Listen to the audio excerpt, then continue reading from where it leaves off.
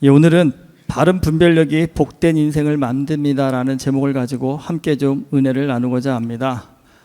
우리가 다 사회생활을 하다 보니까 뭐 여러 가지 모임이 있습니다. 근데 사실 친한 모임일수록요 또 자주 만나기도 합니다.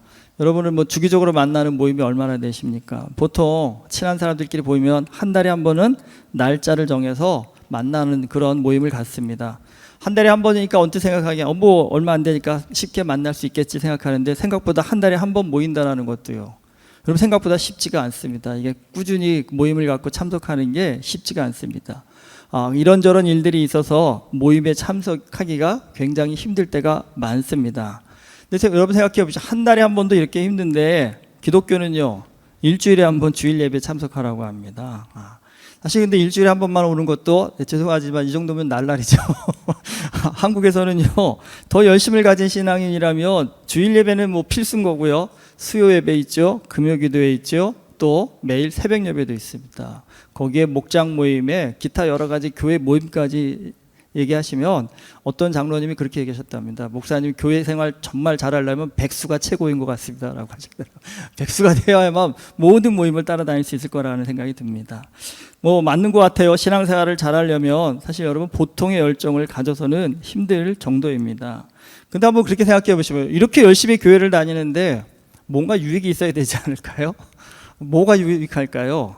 물론 예수님을 믿고 구원을 받는다라는 정말 그 무엇과도 바꿀 수 없는 엄청난 유익이 있지만 그것 말고도요 또 일상을 살면서 우리가 얻는 그런 좀 유익이 있어야 되지 않을까라는 생각이 듭니다. 그래서 여러분 혹시라도 누군가가 여러분에게 교회 다니면 좋은 점이 뭐야? 라고 묻는다면 뭐라고 대답하시겠습니까? 혹시 속으로 지금 교회 다니는 게 좋은 게 없는데 이렇게 생각하시는 분 없죠? 근데 제가 우리 교인들의 기질상 아마 대부분 이렇게 대답하시지 않을까요? 교회 다니면 뭐가 좋아? 좋아. 뭐가 좋은데 그냥 좋아. 대부분 그러시죠 지금요. 그래서 제가 여러분에게 좀 대답하기 쉽게 좀 찾아봤어요 자료를. 그랬더니 교회 다니면 뭐가 좋은지 기독교인들을 대상으로 설문조사한 게 있더라고요. 그래서 여러분 1등으로 교회 다니면 좋은 점, 예수 믿고 구원받는다는 그 큰 전제 말고요, 교회 다니면 좋은 점 첫 번째가 뭘 것 같으세요? 첫 번째가 이거들입니다. 그러니까 의지할 수 있는 존재가 있어서 안정감을 얻을 수 있다고 합니다. 두 번째는 긍정적인 감정을 가질 수 있다고 합니다. 세 번째가 좋은 인간관계를 맺을 수 있는 것이 장점이랍니다. 네 번째는요 소속감을 가질 수 있다고 합니다. 그리고 다섯 번째는 윤리적인 행동을 할 수 있다고 합니다. 그 외에 뭐 올바른 가치관을 갖는다, 건강, 취업, 시험 등의 목표를 이루는데 도움이 된다, 이러한 얘기들이 순서로 이렇게 쭉 교회 다니는 유익으로 꼽았다고 합니다. 근데 여러분 실제로 뭐 이거는 좀 추상적인 유익이라고 볼 수 있겠지만 미국의 윤리학자이자 뉴욕타임즈의 칼럼니스트인 루어만 박사가요 수많은 사람들을, 그러니까 교회 다니는 사람과 안 다니는 사람들 수많은 사람들을 대상으로 그들의 어떤 실제적인 삶을 비교해 봤는데 여러분 놀랍게도 교회 다니는 분들이 평균 혈압이 안 다니는 분보다 낫답니다. 좋답니다. 그리고 여러 가지 건강 지표에서도 교회 다니는 분들이 교회 안 다니는 분들에 비해서 좋다고 합니다. 이건 제가 그냥 하는 얘기 아니라 분석한 결과라고 합니다. 근데 여러분 가만히 생각해 보시면 정말 신앙생활을 잘하면요 분명히 우리 생활이 더 건강하고 행복해지는 게 맞습니다. 그런데 여러분 중요한 것이 있습니다. 신앙생활을 잘해야 한다는 겁니다. 그러니까 신앙생활을 잘못하면 믿지 아니한 것보다 더 심각한 문제가 발생을 할 수 있습니다. 특히 여러분 잘못된 신앙의 열심이라는 것은요 아주 치명적인 문제를 발생을 시킵니다. 사진 한번 보십시오. 저기 묘비에 뭐라고 써 있는지 보이세요? 예전에 우리 금요기도 때 한번 보여드린 적이 있는데 이게 누구 묘냐면 스스로를 재림예수라고 했던 천국 복음전도의 구인혜 씨의 묘라고 합니다. 한국에 가면 지금 있다고 합니다. 근데 거기 옆에 사진 보면 이분이 생전에 목회를 하시면서 12천사를 세우셨다고 합니다. 그 사진 잠깐 보여주세요. 저분들이 12천사라고 합니다. 근데 12천사만 있는 게 아니라 12사도도 세우셨다고 합니다. 이러면 교회를 열심히 나오시나 봐요. 저희도 12천사, 12사도 한번 세워볼까요? 그런데 이분이요 사기 혐의로 구속이 되어가지고 조사를 받다가 거기서 사망을 하셨다고 합니다. 그런데 제가 참 놀라운 게 뭐냐면 이분을 추종하는 교회가요, 지금도 서울 양재동을 비롯해서 전국 여러 도시에 아직도 있다고 합니다. 아직도 있다고. 그래서 도대체 그분들의 정신 세계는 어떤 건가, 신앙 세계는 어떤 것이길래 저런 걸 보고도 저 아직도 믿고 있는가 하는 그런 의심이 들었습니다. 다음 사진 한번 보십시오. 좀 무섭죠? 섬찟하시죠? 예.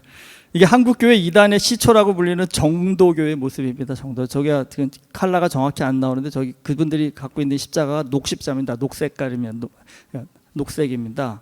근데 이 정도교가 한국교회 정말 이단의 시초입니다. 근데 이분들이 뭐라고 정했냐면 한국이 천국 건설의 중심지라고 했고요. 한국어가 만국 공용어가 되어져서 세상을 통치하는 날이 올 거라는 그런 교리를 가지고 많은 사람들을 현혹했던 그런 종교입니다.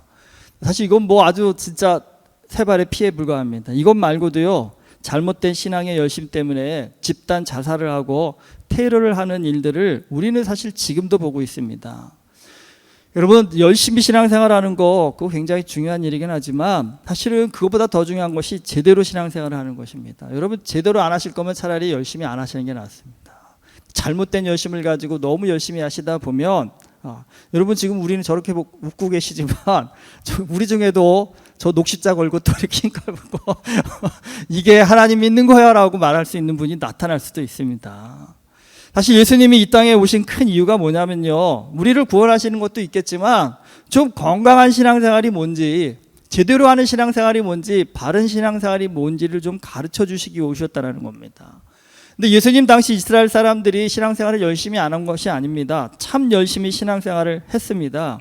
그 대표적인 사람들이 바리새인들입니다. 뭐 몇 주 전에 설명드렸지만 남들보다 기도도 많이 했고 그들은 금식도 자주 했고 구제도 열심히 했습니다. 그래서 사람들한테 존경을 받았습니다. 그런데 예수님께서 그런 바리새인들을 향해서 뭐라고 말씀하셨냐면 저들은 자기들도 천국을 못 갈 뿐만 아니라 다른 사람들도 천국에 못 가게 만드는 독사의 자식들이라고 비판을 하셨습니다. 여러분, 예수님께서 바리새인들한테 이렇게 심하게 말씀하신 이유가 뭘까요? 그 이유는 바리새인들의 교만이었습니다. 오늘 1절 말씀에 보면 예수님은 비판을 받지 아니하려거든 비판하지 말라고 하십니다. 사실 이 말씀을 언뜻 이해하면 우리는 이제 교회에서는 아무 말도 하지 말아야 되는구나, 그냥 순종만 해야 되겠구나라고 생각할 수도 있습니다. 사실 이 말씀이 맹목적인 신앙인을 만드는 이단들이 자주 사용하는 말씀입니다. 근데 여러분, 여기서 이 비판이라는 단어가 사실은 좀 이렇게 많은 성경학자들이 번역상에 좀 아쉬움이 있다라고 얘기합니다. 그러니까 여기서 비판이라는 이 단어의 원어적인 의미는요, 비판보다는 심판에 가깝다라는 겁니다. 심판하지 말라라는 겁니다. 그러니까 너희가 재판장이 되어서 함부로 판단하거나 심판하지 말라라는 의미를 갖고 있다라는 겁니다. 왜 그럴까요, 여러분? 우리의 재판장은 하나님이십니다. 그런데 우리의 신앙에서도 가장 치명적인 문제가 뭐냐면 내가 하나님이라도 됐냐 판단하고 심판할 때 우리의 신앙에 가장 큰 오류가 발생한다는 겁니다. 우리 모두는요 다 하나님 앞에서 죄인이기 때문에 우리가 해야 할 일이라는 것은 남의 죄를 지적질하고 판단하는 것이 아니라 내 스스로의 죄를 돌아봐야 한다는 겁니다. 그러니까 자신의 죄를 돌아볼 줄 아는 사람은 남을 함부로 판단하고 심판하지 않는다는 겁니다. 그러면서 예수님께서 6절에서 이렇게 말씀하십니다. 거룩한 것을 개에게 주지 말며 너희 준주를 돼지 앞에 던지지 말라. 그들이 그것을 발로 받고 돌이켜 너희를 찢어 상하게 할까 염려하라. 사실 이 말씀은 좀 어렵습니다. 여러분, 거룩한 건 뭘까요? 개돼지는 누구일까요? 이렇게 표현할 거면 욕 같은데 그렇지 않아요. 그리고 다 우리 생각하죠. 나는 개돼지는 아니겠지. 여러분 어떠세요? 예수님은 지금 누구를 보고 개돼지라고 얘기한 것일까요? 여러분, 거룩한 것은 말 그대로 복음입니다. 근데 개돼지는 뭘까요? 이 복음의 가치를 모르고요, 또 복음을 자신의 이익과 목적을 위해 사용하거나 무시하는 사람들, 그 사람이 개와 돼지 같은 사람이라는 겁니다. 여러분, 잘못된 신앙을 가질수록 사실 겉모습에 치우칩니다. 뭐 그런 사람들은 항상 뭘 자랑하냐면 내가 얼마나 오래 기도했는지, 얼마나 많은 헌금을 했는지, 얼마나 많은 환상을 받는지 등을 자랑을 합니다. 그리고 또 많은 사람들이 거기에 현혹이 됩니다. 근데 여러분, 진짜는요 이런 겉모습을 자랑하지 않습니다. 예수님께서 비판하지 말라고 하시고 나서 바로 뭐라고 하시냐면 구하라 찾으라 문을 두드리라고 하십니다. 이 말씀은 뭘 의미할까요? 우리의 기도 생활에 대한 말씀입니다. 그러니까 남을 판단하고 심판할 시간에 하나님 앞에 나와서 간절히 좀 기도하라는 겁니다. 너희가 아무리 악해도 자식에게는 좋은 것으로 주고 싶은데 하물며 하늘에 계신 너희 아버지께서 구하는 자에게 좋은 것으로 주시지 않겠느냐라고 그렇게 반문을 하십니다. 그럼 여러분, 여기서 우리가 원하는 바가 있으면 하나님 앞에 나와서 무조건 간절히 기도하면 다 들어주시는 것입니까? 예수님께서 그런 의도로 말씀하신 것일까요? 근데 그거 아니라는 거 다 아시죠? 우리가 아무리 열심히 기도해도요, 내 기도를 하나님께서 100%다 들어주시는 것은 아닙니다. 사실 성경을 봐도 그렇고요. 오히려 100%다 들어주셨다 한다면 그분이 좀 잘못된 겁니다. 그분이 좀 이단입니다. 사실은요. 솔직히 간절히 기도를 했는데도 하나님께서 들어주시지 않아서 시험에 드는 경우가 우리가 사실 얼마나 더 많은가요? 근데 여러분, 예수님께서요, 구하라 찾으라 두드리라는 간절한 기도를 강조하시면서 그 다음에 덧붙인 말씀이 특이합니다. 그러므로 무엇이든지 남에게 대접을 받고자 하는 대로 너희도 남을 대접하라. 이것이 율법이요 선지자니라. 아니, 간절히 기도하라고 하신 다음에 이 말씀은 좀 앞뒤 맥락이 안 맞는 것처럼 보입니다. 뜬금없는 말씀처럼 들립니다. 굳이 왜 기도하라고 하시면서 남을 너희가 대접을 받고자 하는 대로 남을 대접하라고 하시는 이 말씀을 덧붙이신 이유가 뭘까요? 여러분, 한번 이렇게 생각해 봅시오. 여러분 살면서 서운한 적이 있으시죠? 언제 서운하셨습니까? 근데 서운한 이유는 대부분 뭘까요? 내 마음을 몰라주기 때문입니다. 나를 배려해 주지 않을 때 우리는 다 서운합니다. 그럴 때 우리가 하는 얘기, 속 좁은 사람일수록 뭐에 충실할까요? 내 감정에 충실합니다. 내 마음도 몰라지고 내 생각도 몰라지고 하면서 뭐라고 할까요? 억울하고 답답한 감정을 쏟아냅니다. 그럼 또 결론은 뭘까요? 내가 다시는 너 보나봐라 하면서 관계를 깨트려 버립니다. 근데 여러분, 좀 생각이 있는 사람은요, 생각이 좀 깊은 사람은 서운함이 몰려올 때 한 번쯤 뭘 생각할까요? 상대방의 입장에서 생각한다는 겁니다. 나만 서운한 게 아니라 나도 그 사람을 서운하게 한 것이 있지 않을까, 그걸 고민한다는 겁니다. 여러분, 부부간에 사실 서로가 이러한 배려를 할 수 있다고 한다면요, 부부관계가 굉장히 좋지 않을까요? 생각해 보십시오. 상대방의 입장에서 이런 생각을 할 수 있는 사람이라는 건요, 생각이 깊은 거죠. 속이 깊은 거죠. 그런 사람들은요, 깊이 생각할수록 내가 너는 다시는 보나봐라 하는 게 결론이 아니라요, 그 관계를 돈독하게 하기 위해서 내가 뭘 더 양보할까, 뭘 더 섬길까, 배려할까를 생각한다라는 겁니다. 예수님께서 이 말씀을 기도를 강조하신 다음에 하신 이유가 뭘까요? 기도하면 우리가 하는 생각은 뭡니까? 기도는 하나님께 내가 원하는 바를 들어달라고 간절히 조르는 것이다 라고 우리는 흔히 기도를 생각을 합니다. 그런데 여러분, 진짜 기도는 그렇게 하는 게 맞습니다. 그런데 중요한 것이 있습니다. 정말 깊이 기도하면요, 정말 간절히 기도하다 보면 결론이 뭘까요? 내 생각이 아니라 한 번쯤은요, 하나님께서 내가 이렇게까지도 간절히 기도하는데 왜 내 기도에 응답하시지 않을까? 여러분, 그것을 고민할 수 있는 경지까지 이른다는 겁니다. 많은 분들이 하나님이 내 기도는 들어주시지는 않아요 라고 생각하시는데, 여러분, 안 들어주시는 것이 아니라요, 내 기도의 깊이가 아직까지 하나님이 응답하실 그 수준까지 도달하지 않았기 때문이라는 겁니다. 진짜 여러분, 깊이 기도해 보셔서요, 하나님께서 왜 나로 하여금 이 기도에 응답을 이렇게 안 하시는 것일까라고 하나님의 생각, 하나님의 마음을 바라볼 수 있는 수준까지 올라가시면요, 여러분, 그때 하나님께서 우리의 기도에 정말 크게 역사하십니다. 놀랍게 역사하신다는 겁니다. 생각해 보시죠. 여러분, 나보다 남을 먼저 배려할 수 있는 그런 인격의 사람이라면요, 내 뜻보다 하나님의 뜻을 먼저 바라볼 수 있는 그런 신앙인이라고 한다면요, 이런 사람이 얼마나 멋지게 살아갈까요? 그런데 중요한 것이 있습니다. 여러분, 세상에 좋은 건요, 쉽게 얻어지지 않는다는 겁니다. 이런 멋진 사람이 쉽게 된다면 얼마나 좋을까요? 그 신앙생활이 얼마나 편하겠습니까? 와가지고 조금만 노력해도 하나님 앞에서 은혜를 받고 능력을 받아서 정말 모든 사람을 사랑할 수 있고 모든 사람을 위해서 헌신할 줄 아는 이 정도 정말 마음 넓고 생각이 넓은 사람이 될 수 있다면 얼마나 좋겠습니까? 그런데 그런 멋진 사람이요, 쉽게 되는 게 아니라고 예수님이 얘기하십니다. 뭐라고 했냐면 그건 정말 엄청난 수고와 인내와 훈련이 필요하다는 겁니다. 그래서 예수님이 뭐라고 얘기하십니까? 좁은 문으로 들어가라고 하십니다.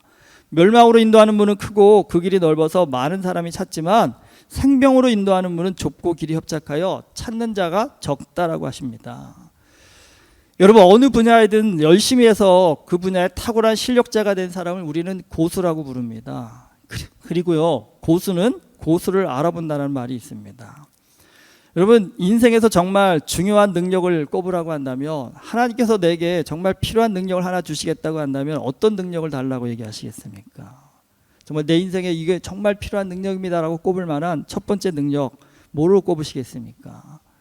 저는요, 인생에서 제일 중요한 능력, 그걸 꼽으란다면 저는 분별력이라고 생각합니다. 하나님께서 정말 능력을 주시겠다고 하신다 한다면 분별력을 달라고 묻고 싶습니다. 분별력이라는 게 사물의 옳고 그름, 진실과 오류 등을 구별하고 판단하는 능력입니다. 가만히 생각해 보시면 여러분, 인생이 망가지는 가장 큰 이유가 뭘까요? 잘못된 선택이라는 겁니다. 근데 잘못된 선택을 하는 이유가 뭘까요? 이 분별력이 부족하기 때문이라는 겁니다. 좁은 문으로 들어갈 것을 권면하시고 나서 예수님이 그 뭐라고 또 얘기했냐면 거짓 선지자들을 조심하라고 합니다. 거짓 선지자들은 신앙의 이름으로 사람을 약탈하는 사람들입니다. 근데 여러분, 여기에 빠지면요, 인생이 무너집니다.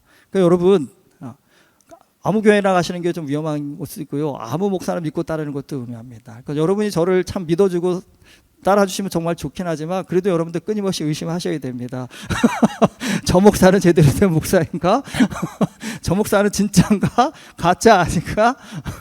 여러분, 의심하시는 것에 대해서 저는 뭐라 하지 않습니다. 그런데 혼자 의심하시지 말고 의심스러우시면 저한테 와서 좀 물어보십시오. 확인을 하셔야 됩니다. 확인을 하셔서. 그리고 분명한 것은 뭐 제일 여러분이 분별하기 좋으신 것이 제가 전하는 말씀이겠죠. 그 말씀이 하나님의 말씀에 비추어 보아서 과연 맞는 말인가를 여러분이 항상 좀 고민해 보셔야 된다는 겁니다. 여러분, 이단에 빠져서 삶이 망가진 사람들 우리 주변에서 얼마나 많습니까? 그런데 여러분, 비단 거짓 선지자들만 그런 것이 아니라 온갖 교묘한 거짓과 사기로 우리의 삶을 망가뜨리는 경우가 세상에는 얼마나 많은지 모릅니다. 사실 우리가 그런 거짓을 분별할 수만 있어도요, 우리는 훨씬 더 행복한 인생을 살 수 있을 겁니다. 그럼 어떻게 그런 분별력을 가질 수 있을까요? 예수님께서 24절에 말씀하십니다. 그러므로 누구든지 나의 이 말을 듣고 행하는 자는 그 집을 반석 위에 지은 지혜로운 사람 같으리니 라고요. 결론은요, 예수님의 말씀을 듣고 행하는 자가 분별력을 가질 수 있다는 겁니다. 그러니까 한마디로 말하면 말씀대로 살아보라는 겁니다. 근데 그건 앞에서 제가 말씀드린 것처럼 좁은 문 좁은 길을 걸어가라는 겁니다. 가장 위험한 신앙, 그건 다른 게 아니라 내 생각, 내 욕심대로 하는 신앙이라는 겁니다. 성경의 말씀을 좀 깊이 묵상하지 않고 이건 이래야 되는 거 아닌가, 저건 저래야 하는 거 아닌가 라면서 자기 생각대로 하는 신앙생활, 여러분, 이게 제일 위험한 거라는 겁니다. 사실 사기에 쉽게 넘어가는 사람들의 특징, 여러분, 심리학자들이 말하는데 그게 뭐냐면 확증 편향이라고 합니다. 이 확증 편향이라는 건요, 자신이 믿고 싶은 것만 믿으려는 성향이라는 겁니다. 한마디로 말하면 주관적이고 감정적인 그런 성격이라는 겁니다. 신앙생활 하다가 우리가 가장 큰 오류를 발생하는 것 중에 하나가 뭐냐면 내 생각대로, 내 감정대로, 내 가치대로 이건 이래야 되는 거 아닌가라는 그런 마음을 갖는 것이 가장 큰 문제라는 겁니다. 제가 목회하면서 제일 황당했던 때가 청년부 우리 지도 부장 지사님께서 저에게 전도사 때 와가지고 청년들을 위한 쌍쌍 파티를 열어야 되겠다고 얘기하십니다. 맥주도 한잔하고 와인도 한잔하면서 그래야 애들이 많이 오지 않겠느냐라고요. 제가 황당했습니다. 이걸 뭐라고 대답을 해야 되지? 여러분은 어떻게 생각하십니까? 교회가 그래도 될까요? 교회가 정말 청년들 늘리기 위해서, 숫자 늘리기 위해서 그렇게 해야 되는 게 맞는 것일까요? 솔직히 그러면 좀 오긴 하겠죠, 애들이요. 오긴 하겠죠. 그러나 그렇게 해서 사람 끌어들인들 그것이 교회다운 교회의 모습이 될 수 있을까요? 여러분 성경적으로 본다 한다면 예수님은 사람을 많이 끌어모으려고 이 방법 저 방법을 도우신 것이 아니라 가만히 보시면 예수님은 오히려 가지치기를 하셨습니다. 따라오겠다는 사람 따라오지 말라고 하고요. 제자 되겠다는 사람 제자하지 말라고 하면서 많은 사람을 가지치기를 하셔서 온전한 제자를 세우는 일에 집중하셨다는 겁니다. 신앙생활이라는 것이 여러분 많아지고 커지고 그것이 능력이 아닌 겁니다. 깊어지는 것입니다. 예수님과 하나님과 본질적으로 깊이 교제할 수 있는 사람이 되는 것이라는 겁니다. 예수님은 건강한 신앙인이 되기 위해서 우리 모두는 다 뭘 깨달으라고요? 하나님 앞에서 심판받아야 할 죄인이라는 것을 기억하라고 하셨습니다. 그리고 함부로 다른 사람을 심판하는 교만한 자가 되지 말라고 하십니다. 그럴 시간에요, 우리 문제를 가지고 하나님 앞에 나와 간절히 기도하라고 하십니다. 그리고 그 간절한 기도를 통해 주시는 하나님의 뜻을 실천하기 위해서요, 좁은 문 좁은 길을 걸어가는 믿음의 훈련을 철저히 하라고 하십니다. 그렇게 말씀에 순종할 때요, 거짓을 분별하여 가지고 진리 안에서 참된 자유함과 복을 누릴 수 있는 믿음의 능력자가 된다라고 얘기하십니다. 여러분 뭐든지 어설플 때 사고가 나는 겁니다.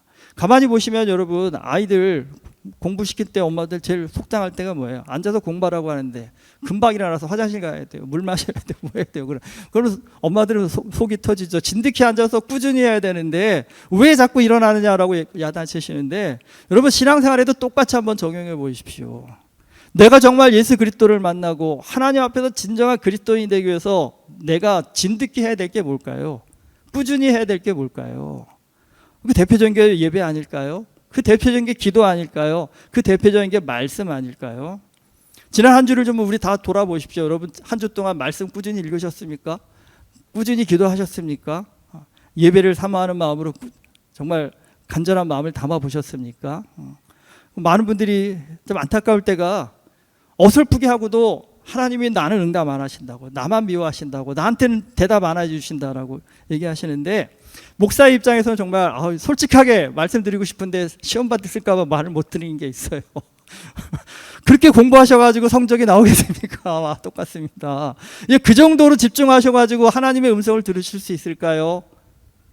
그 정도의 노력으로 하나님의 역사를 경험하실 수 있을까요? 여러분 하나님 앞에 쉽게 실망하지 마시고요, 좁은 문 좁은 길로 가라고 하지 않습니까? 꾸준히 성실히 최선을 다해 가실 때 하나님의 역사와 능력이 일어나십니다.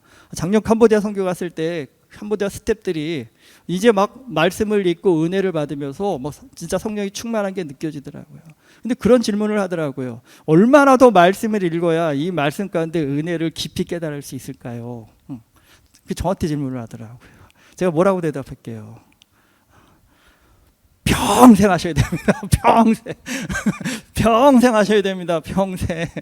하나님의 은혜의 깊이는 한도가 없어서 여러분이 꾸준히 성실히 최선을 주님 앞에 서는 날까지 하셔야만 그 은혜가 깊어집니다. 그러니까 오히려 지금 하나님의 말씀을 좀 배웠다고, 하나님의 은혜를 좀 받았다고 어설프게 나는 은혜 받았어 하실 것이 아니라 꾸준히 평생을 주님과 동행하셔야 된다라고 그렇게 말씀을 드렸습니다. 저는 그게 맞다고 생각합니다. 여러분 우리 성실한 것이 신앙생활의 핵심입니다. 주님 앞에 나오는 일, 주님 앞에 기도하는 일, 주님 앞에 헌신하는 일을 마음을 다하여 힘을 다하여 충성을 다하여 열심히 하시면, 여러분 근데 많은 분들이 생각하십니다. 그렇게 힘든 일을 어떻게 죽을 때까지 해요? 어떻게 평생 그 일을 합니까? 라고 얘기하시는데, 여러분 분명히 말씀드릴 수 있습니다. 아무리 힘든 일도요, 그 일에 내가 능력이 생기면요 쉬워집니다. 여러분 제일 미운 사람이 누구세요? 공부하는 게 제일 쉬워요 하라고 하는 사람 밉지요. 그런데 진짜 그런 사람들이 있습니다. 공부하는 게 재밌는 분이 있습니다. 공부하는 게 신나는 분들이 있습니다. 근데 그분들도 처음부터 그랬을까요? 타고난 게 아닙니다. 노력하다 보니까요 재밌어지는 겁니다. 실력이 되는 겁니다. 신앙생활도 마찬가지입니다. 예배 나오는 게 자꾸 힘들어요, 어려워요, 괴로워요. 예배만 나오면 졸음이 와요. 자꾸 누가 저한테 얘기하시더라고요. 왜 자꾸 나를 재우시느냐고 얘기하는데. 근데 그것도 여러분 그래도 주무시는 한 있어도 이 자리 자꾸 지켜보십시오. 어느 날 성령께서 나를 깨우실 겁니다. 어느 날 하나님께서 내 귀에 말씀이 들려오는 역사를 허락해 주실 것입니다. 어렵다고 힘들다고 포기해버리면 실력이 되지 않습니다. 어려워도 힘들어도 여러분 노력해 보시면요, 어느 날 그게 내 실력이 되고요, 내 실력이 되는 순간 그렇게 어려웠던 일들이, 그렇게 힘들었던 일들이 어느 순간부터요 쉬워지기 시작하고 재밌어지기 시작한다는 겁니다. 여러분, 신앙생활의 전환점은 저는 다른 데 있지 않습니다. 예배가 즐거워지면 됩니다. 예배가 신나면 됩니다. 일주일 동안 오늘 예배 가는 날이라고 기다려진다 한다면 여러분은 이제 신앙의 어떤 실력이, 능력이 생기기 시작하신 겁니다. 그런데 예배만 생각하면 한숨이 나오시면요, 벌써 주일 또 일주일이 갔어?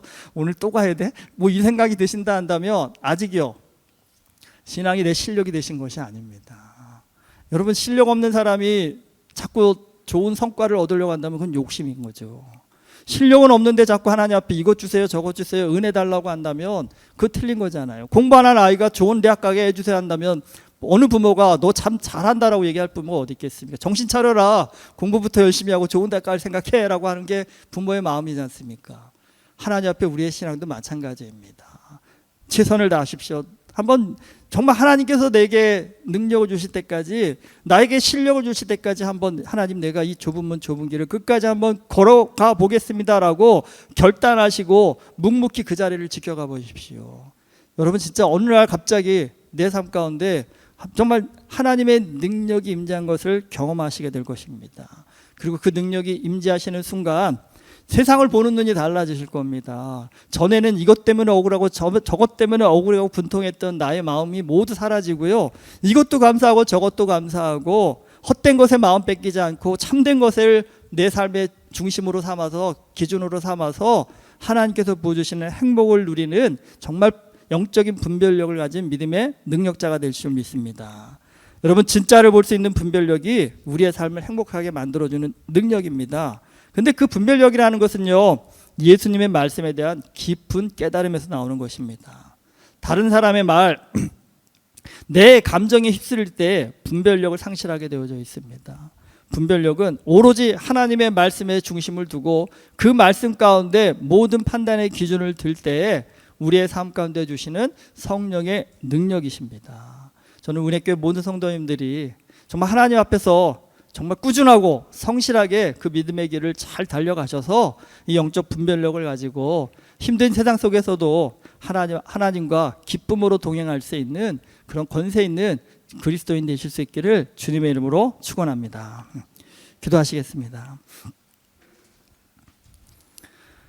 하나님, 세상 살아가는 게 참 어렵고 힘들다라고 다들 얘기합니다. 그러나 예수 그리스도를과 동행하면, 예수 그리스도를 따를 수 있는 믿음의 능력자가 될 때, 실력자가 될 때 우리는 세상을 이기는 하나님의 자녀가 되는 줄 믿습니다. 그런데 주님, 그 실력을 얻기 위해서, 그 능력을 얻기 위해서는 우리가 좁은 문 좁은 길을 정말 꾸준히 최선을 다해 걸어가야 됨을 고백합니다.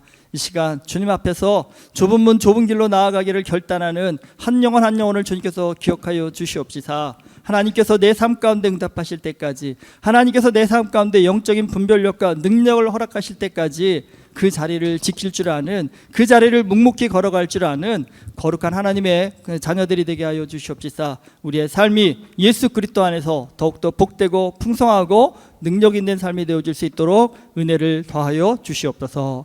예수 그리스도의 이름으로 기도드립니다. 아멘.